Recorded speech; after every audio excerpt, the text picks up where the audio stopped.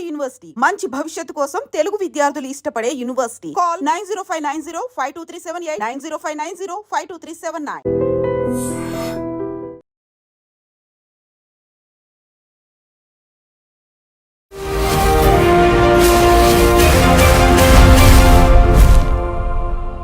నమస్తే, welcome to I dream social spotlight with Kavitha. Pahalgam లో terror attack జరిగి వారం రోజులు గడిచినప్పటికీ ఏం జరుగుతోంది? అసలు ప్రపంచం అంతా ఆసక్తిగా ఎదురు చూస్తోంది. యునైటెడ్ నేషన్స్ లో మాత్రం భారతదేశం ఒక రోగ్ స్టేట్ గా పాకిస్తాన్ ని అభివర్ణించింది, గ్లోబల్ టెర్రరిజాన్ని ప్రోత్సహిస్తోంది అనేటువంటి వాదన చేస్తోంది. బట్ ఒక స్ప్లిట్ ఏమైనా ప్రపంచ దేశాల్లో కనిపిస్తోందా? కొన్ని దేశాలు పాకిస్తాన్ ని సపోర్ట్ చేస్తున్నాయా? టెర్రరిజం ముసుగులో జరుగుతున్నటువంటి కార్యకలాపాలకి ఎప్పుడు అడ్డుకట్టబడుతోంది? మనతో పాటుగా ఉన్నారు foundation for democratic reforms founder doctor Jayaprakash Narayan garu. Hello sir, నమస్తే. కవిత సార్, బోల్డ్ అని ఇష్యూస్ కనిపిస్తున్నాయి. యాక్చువల్ గా టెర్రరిస్టులు పహల్గామ్ కి ఎలా వచ్చారు అనుకున్నప్పుడు స్థానికుల సపోర్ట్ తోనే వచ్చారు అనేది. 24 గంటల పాటు ట్రెక్కింగ్ చేసి ఆ ప్లేస్ కు చేరుకున్నారు.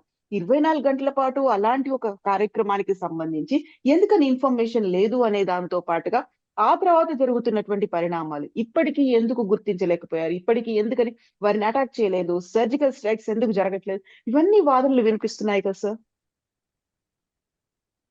కవిత, ఇది మామూలు యుద్ధం అయినట్టయితే రెండు దేశాల మధ్య సైన్యం మోహరించి ఉంటుంది.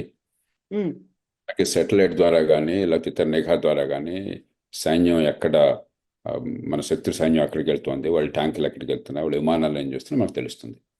టెర్రరిజం అట్లా కాదు. రహస్యంగా కొద్ది మంది ఎసిమెట్రిక్ వార్ఫేర్, అంటే వాళ్ళు చేసే పని చాలా చిన్నదే కానీ ప్రభావం చాలా అలాంటి పని చేయడం. కాబట్టి దీనిలో ఏదో మీరు ఒక సంఘటన జరగగానే నిమిషాల్లో సినిమాల్లో సీన్ మారినట్టుగా మనకంతా సమాచారం పర్ఫెక్ట్గా వచ్చేసి వాళ్ళు ఎక్కడున్నారో తెలిసిపోయి వాళ్ళందరినీ పట్టేసుకునేది, వాళ్ళని కాల్చి పారేసేలా జరగదు. ఇప్పుడు అమెరికా మీద దాడి జరిగింది 2001లో, 9/11 అని చెప్పంటాం, 20 అవర్స్ని కూల్చేశారు. అంతకాలం పట్టింది. ఆ తర్వాత బిన్ లాడెన్ని పట్టుకోవడానికి కానీ లేకపోతే చంపేయడానికి అంతకాలం పట్టింది. అంత దేశానికి ఏ రకమైన వనరుల్లో లోటు లేదు, సాంకేతిక పరిజ్ఞానం లోటు లేదు, నిఘా విభాగాల లోటు లేదు, ప్రపంచం నుంచి సహకారం లోటు లేదు. కానీ ఎన్నేళ్ళు పట్టింది? చివరికి పాకిస్తాన్లో ఒసామా బిన్ లాడెన్ కనుక్కొని కొన్ని ఏళ్ల పాటు పరిశోధన తర్వాత అతన్ని చంపగలిగారు. అంచేత 3 రోజులు జరగలేదు, 1 రోజు జరగలేదు, ఇది సరైన పద్ధతి కాదు. ప్రభుత్వాలు, దేశంలో ఏ ప్రభుత్వం అయినా కూడా చిత్తశుద్ధితో ప్రయత్నం చేసినా కూడా ఇది క్షణాల్లో తేలే పని కాదు. ఒకరోజు పరిష్కారం అయ్యే సమస్య కాదు, దీర్ఘకాల సమస్య. ఖచ్చితంగా 3 రకాలుగా మన ప్రయత్నం ఉండాలి. ఒకటి, ఆ ముష్కరుల్ని గుర్తించడం, వాళ్ళని తుదముట్టించడం ఖచ్చితంగా అవసరం, ఇవాళ రేపైనా చేసి తీరవలసిందే. 2, పాకిస్తాన్ మీద బాగా దౌత్యపరంగా, ఆర్థికంగా, ఇతర పరంగా ఆంక్షల రూపంలో వాళ్ళ మీద ఒత్తిడి తీసుకొచ్చి కొంతమేరకన్నా పాకిస్తాన్ని కట్టడి చేయడం.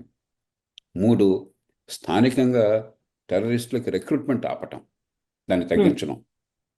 4, దీర్ఘకాలంలో అటు దేశం బయట నుంచే వచ్చేటువంటి శక్తుల ద్వారా కానీ లేదా దేశం లోపల కానీ ఈ టెర్రరిజానికి అవకాశం లేకుండా చేయటం. కాబట్టి ఇవన్నీ ఏదో మనకి స్విచ్ ఆన్ చేస్తే లైట్ వెలిగే రకం కాదు. రకాల పోరాటం ఇది. దానికోసం పోరాడాలి. నేను గతంలో చెప్పినట్టుగా కొవ్వొత్తి ఆరిపోయేటప్పుడు ముందు చాలా వెలుతురు ఎక్కువ కనిపిస్తుంది. ఇది కూడా అలాంటిదే. ఇప్పుడు మీరు ఒక మంచి పరిణామం ఏంటంటే ఈ వారం రోజుల్లో నాకు అర్థమైంది, జమ్మూ కాశ్మీర్లో 10,000 మంది, లక్షలాది మంది సామాన్య పౌరులు, అత్యధికులు వాళ్ళు ముస్లింలు టెర్రరిజాన్ని వ్యతిరేకిస్తున్నారు. వాళ్ళు ఏదో టెర్రరిజం అంటే మన మీద ప్రేమతోనో అని కాదు, ఆర్థిక ప్రయోజనాలు, మా కుటుంబం ప్రయోజనాలు, నా భవిష్యత్తు, అక్కడ టూరిజంతో, అక్కడ ఆర్థిక ప్రగతితో, అక్కడ పెట్టుబడితో ముడిపడి ఉన్నది. ఇలాంటి మూర్ఖపు చర్య చివరికి జమ్మూ కాశ్మీర్లో ఉన్న ప్రజల జీవితాలను, కుటుంబాల జీవితాలను అల్లకల్లోలం చేస్తుంది. అది మంచి పరిణామం, అది ప్రజలకు అర్థమై. అలాగే అంతర్జాతీయ సమాజం నుంచి చాలా ఖచ్చితంగా 100% మద్దతు ఉన్నది. నాగరిక దేశంలో, ఏ దేశంలో అయినా సరే టెర్రరిజాన్ని మద్దతు ఇచ్చే దేశం ఉండదు. మీరు టర్కీ ఒక రకంగా అడ్డోగాన్ అనేవాడు ఒక మూర్ఖుడైన నాయకుడు. అతనికి ఏదో 19వ శతాబ్దంలో ఉన్నట్టుగా, మొదటి ప్రపంచ యుద్ధం దాకా ఉన్నట్టుగా ఒక క్యాలిఫేట్ అంటారు, క్యాలిఫ్ అంటారు. అంటే ముస్లిం సాంప్రదాయంలో ఒక భాగం ఏంటంటే దేవుడు రాజు, దేవుడు ప్రతినిధిగా భూమి మీద క్యాలిఫ్ రాజు. యా. ఆ క్యాలిఫ్కి కిందకి లోబడి సుల్తాన్లు పరిపాలిస్తారు, అమీర్లు లేకపోతే సుల్తాన్లు పరిపాలిస్తారు. అది వాళ్ళ పాతకాలపు ఆలోచన. హ్మ్. చాలా కాలం పాటు మనకి మొదటి ప్రపంచ యుద్ధం తర్వాత ఆ క్యాలిఫేట్ని రద్దు చేశారు, ఆ యుద్ధంలో టర్కీ ఇతర దేశాలు ఓడిపోయిన తర్వాత. హ్మ్. అయితే టర్కీలోనే కమాల్ అటాక్ లాంటి జాతీయవాదులు మరి ఆ కాలిఫేట్ అనేది ఈ దేశాన్ని అల్లకల్లోలం చేస్తుందని చెప్పి వాడు దాన్ని పూర్తిగా ఆ రద్దుని సమర్థించారు, హ్మ్. టర్కీ సమాజాన్ని ఆధునికీకరించారు. కానీ ఎర్డోగాన్ నాయకత్వంలో ఉన్నటువంటి పార్టీ ప్రస్తుతం మళ్ళీ గతంలోకి, గత వైభవాన్ని, ఆ ఊహాజనిత వైభవాన్ని తీసుకురావాలని పోరాడుతున్నటువంటి రాజకీయ శక్తి అది. అతడు నిరంకుశత్వంతో ప్రత్యర్థుల్ని జైలులో పెడుతున్నాడు, పోటీ లేకుండా చేస్తున్నాడు, అక్రమంగా శిక్షలు వేయిస్తున్నాడు పూర్తిగా న్యాయవ్యవస్థను చేతిలో పెట్టుకుని. కాబట్టి అతను కాస్త అటు కాస్త ఇటు ఉంటుంది, దురుగ్గా ఉంటుంది హ్మ్. ప్రయత్నం. హ్మ్. దాన్ని పెద్ద పట్టించుకోకూడదు. కానీ ప్రపంచంలో అరబ్ దేశాలతో సహా, సౌదీ అరేబియా లాంటి దేశాలతో సహా ప్రపంచం అంతా కూడా ముక్త కంఠంతో ఈ చర్యలను ఖండించింది. ఇవాళ ప్రపంచంలో ఇవాళ పరిస్థితుల్లో ఉగ్రవాదాన్ని ఏ దేశం కూడా మద్దతు ఇవ్వదు. ఏదో పనికి మాలినటువంటి దేశాలు, దక్షిణ యెమెను లేకపోతే సౌత్ సుడాన్ లాంటి దేశాలు కొన్ని చోట్ల నుంచి కొంత మద్దతు లభించవచ్చు. అవన్నీ కూడా అక్కడ ఈవేళ నాగరికతకు దూరంగా ఉన్న దేశాలు, విఫల రాజ్యాలు. అంచేత మనం చాలా నింపాదిగా, చాలా ఒడుపుగా నిర్ణయం చేయాలి తప్ప మనం ఏదో పాకిస్తాన్తో సమానమైపోయి మనం కూడా వాళ్ళలాగా ప్రవర్తిస్తే అది మన దేశ పరువుకే నష్టం. హ్మ్. సో పహల్గామ్ అటాక్ తర్వాత ఒక రోజు పాటు అక్కడి నుంచి అందరూ విమానాశ్రయాలకు వచ్చేసారు. అక్కడి నుంచి తిరుగు ప్రయాణమై వచ్చేసారు అనుకున్న తర్వాత 3-4 డేస్ తర్వాత మళ్ళీ యాజ్ యూజువల్ గా టూరిస్టులు వస్తున్నారు. పహల్గామ్‌లో మళ్ళీ ఇప్పుడు కలకల్లాడుతోంది అనేటువంటి ఒక అట్మాస్ఫియర్ కనిపించినప్పటికీ సార్, అక్కడ ఉన్నటువంటి స్థానికుల సహకారం లేకుండా నిన్న రాత్రి ఒక వీడియో వచ్చింది. జిప్ లైన్‌కి సంబంధించి ఆపరేటర్ అల్లాహు అక్బర్ అన్నాడు. ఆ తర్వాత కరెక్ట్‌గా ఎప్పుడైతే అక్కడ ఫైరింగ్ జరుగుతుందో అదే టైంకి ఈయన కూడా చాంట్ చేయడం. ఆయనకు కూడా లింకులున్నాయని అందరికీ తెలిసి జరిగింది అనేటువంటి ఒక వాదన కూడా ఉంది కదా సార్. అప్పుడు ఒక స్థానికులు ఇలా జరుగుతోంది అంటే ఎలాంటి కోఆపరేషన్ ఉండాలి? లేకుంటే ప్రభుత్వం కూడా ఏం చేయాలంటారు? 2 విషయాలు కవిత. ఖచ్చితంగా నూటికొక్కడో, వెయ్యికొక్కడో ఈ మూర్ఖత్వానికి లోబడేవాడు ఉంటాడు. హ్మ్. ఇస్లాం ప్రమాదంలో పడిందన్నటువంటి పిచ్చివాదనకో, లేకపోతే ఆ ఉగ్రవాదానికి పాల్పడేటైతే వాటికి ఏదో స్వేచ్ఛ వస్తుందని చెప్పిన మూర్ఖపు వాదనకో లొంగేవాడు కొంత మూర్ఖులు ఉంటారు. హ్మ్. కానీ వెయ్యికొక్కళ్ళని మనం సమాజం మొత్తానికి ఆపాదించకూడదు. ఇప్పుడు ఒక పక్కన మీరే చెప్తున్నారు 3 రోజులు కాగానే మళ్ళీ అక్కడ కాశ్మీర్లో టూరిజం కలకల్లాడుతుందని. ఎలా కలకల్లాడుతుంది? కాశ్మీరీ సమాజం కోరుకుంటుంది కాబట్టి. ఇంతకుముందు అనుకున్నాం, కాశ్మీరీ ప్రజలు, అత్యధికులు ముస్లింలు ప్రతిఘటించారు, వాళ్ళు వ్యతిరేకించారు. ఎందుకని? మా జీవితాలు అల్లకల్లోలం అవుతాయి, మా పిల్లల భవిష్యత్తు గందరగోళం అవుతుంది, ఆర్థిక వ్యవస్థ పెరగకపోతే, ఇక్కడ టూరిస్టులు రాకపోతే, ఇక్కడ పెట్టుబడులు రాకపోతే అని చెప్పని. కాబట్టి అత్యధికులు ఖచ్చితంగా దీనికి వ్యతిరేకిస్తున్నారు. కొందరు మూర్ఖులు ఉంటారు సమర్థించేవాళ్ళు. ప్రతి సమాజంలో మీకు జిహాదీ కల్టు వాళ్ళు, నిహిలిజం, సర్వనాశనం కావాలని కోరుకునే వాళ్ళు, ఉన్మాదులు కొందరు ఉంటారు. లేకపోతే టెర్రరిజం ఉండదు. కాబట్టి మనం అందరినీ ఒకే ఘటన కట్టకూడదు. అంచేత నా దృష్టిలో కాశ్మీర్ సమాజం సరైన రీతిలో స్పందించింది. ఆ మూర్ఖులను మనం ఏరివేయాలి, కొందరు మూర్ఖుల జాబితాలో చేరకుండా మనం అడ్డుకట్లు వేయాలి. భవిష్యత్తు దానికి వ్యూహాత్మకంగా వ్యవహరించాలి. హ్మ్. సార్ ఇప్పుడు గతంలో ఖలిస్తాన్ ఉగ్రవాదులు కెనడా కేంద్రంగా పంజాబ్‌తో పాటుగా మిగతా చోట్ల అటాకులు చేయడానికి ప్రయత్నించారు. దౌత్య కార్యాలయం మీద కూడా జరిగింది. ఇవన్నీ అనుకున్నప్పుడు సరిహద్దు దేశాలున్నాయి భారతదేశానికి. ఇప్పుడు చైనా కూడా సపోర్ట్ చేస్తోంది పాకిస్తాన్‌కి అనేటువంటి వాదనలున్నాయి.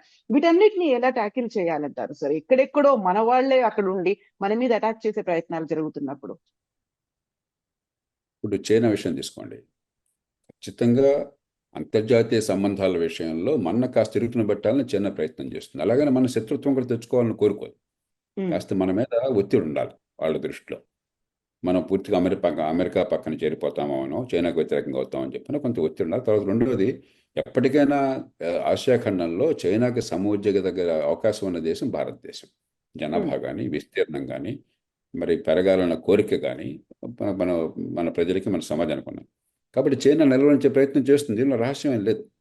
అది మావోయిస్టుల ద్వారా కావచ్చు, మరొకటి ద్వారా కావచ్చు. కానీ అదే పనిగా పెట్టుకుని ఒక విఫల రాజ్యంలాగా, ఒక రోగి రాజ్యంలాగా చైనా ప్రవర్తించదు. చైనా హ్మ్. ప్రపంచంలో ఒక బాధ్యత గల దేశంగా, అమెరికాకి ధీటుగా ఎదగాలని నేను విశ్వ ప్రయత్నం చేస్తున్న దేశం. కాబట్టి ప్రపంచ సమాజంలో గౌరవ ప్రతిష్టలు పొందాలని చెప్పంటే పిచ్చి పనులు చేయకూడదు. కాబట్టి చైనా పాకిస్తాన్కి వ్యూహాత్మకంగా మద్దతు ఇవ్వటం వేరు, టెర్రరిజాన్ని సమర్థించడం వేరు.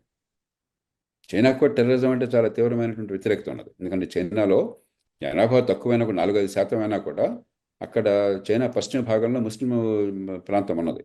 అక్కడికి పొరపాటున టెర్రరిజం పాకితే చైనా గందరగోళం అవుతుంది. వాళ్ళకి ఇష్టం లేదు. అంచేత చైనా టెర్రరిజాన్ని ప్రోత్సహించదు, కానీ పాకిస్తాన్కి మద్దతు ఇస్తుంది. మరి ఇది ప్రపంచ దౌత్యనీతి అట్లాగే ఉంటుంది. దాన్ని మనం అర్థం చేసుకోవాలి. మన పొరుగున్న దేశాలు మిత్రులను మనం ఎంచుకోవచ్చు, కానీ పొరుగున్న దేశాలను ఎంచుకోలేము. అవి జాగ్రఫీ. అక్కడ ఆ, ఎవరు ఎక్కడున్నారని చెప్పన్నది ఆ సరిహద్దుల్లో చరిత్ర నిర్ణయిస్తుంది, కానీ మన చేతుల్లో లేదు. దానికి చైనా లాగా మనం కూడా ఓడిపులాగా వ్యవహరించాలి తప్పితే ఇదేదో చైనా పాకిస్తాన్కి ఉగ్రవాదానికి మద్దతు ఇస్తుంది అనుకుంటే పొరపాటు. అదే సమయంలో మనం అప్రమత్తంగా ఉండాలి. మనకు కొంచెం గిరిగజ్జ ఇబ్బందులు పెట్టడం, మనకు కొంచెం ఎక్కడైనా చికాకుంటే వాళ్ళు కూడా ప్రోత్సహించడం ఉంటుంది కొన్ని సందర్భాల్లో. ఉదాహరణకి మన పక్కన ఉన్నటువంటి బర్మా ఉంది. బర్మా నిజంగా అక్కడ ప్రజాస్వామ్యానికి వ్యతిరేకంగా వాళ్ళు చేస్తున్నప్పుడు, ప్రజాస్వామ్య శక్తిని జైళ్ళల్లో పెట్టి హింసిస్తున్నప్పుడు మనం బర్మాకు వ్యతిరేకంగా పోరాడాలి. కానీ బర్మా ఏం చేస్తుంది? అలా జరిగినప్పుడల్లా అక్కడ సైన్యం ఆధీనంలో ఉన్న ప్రభుత్వం ఈ టెర్రరిస్టుల్లో లేకపోతే ఈశాన్య భారతంలో ఉన్నటువంటి కొంతమంది ఆటంకవాదుల్లో మన దేశానికి మళ్ళీ పంపించే ఏర్పాటు చేస్తుంది. అంచేత వాళ్ళతో మనకు సాధించే అవసరం. ఈ దౌత్య నీతిలో మన ప్రయోజనాలను కాపాడుకోవడం కోసం రకరకాల వ్యూహాలు అవసరం. వాళ్ళు కొన్ని వ్యూహాలు వేస్తారు, మనం కూడా కొన్ని వ్యూహాలు వేస్తాం. వాళ్ళు పావులు కదులుతారు, మనం కూడా పావులు కదుపుతాం. నిజంగా ప్రతిదానికి మనం బెంగపడిపోకూడదు, కంగారు పడిపోకూడదు. నింపాదిగా ఆలోచించి ఆలోచించి వ్యవహరించాలి.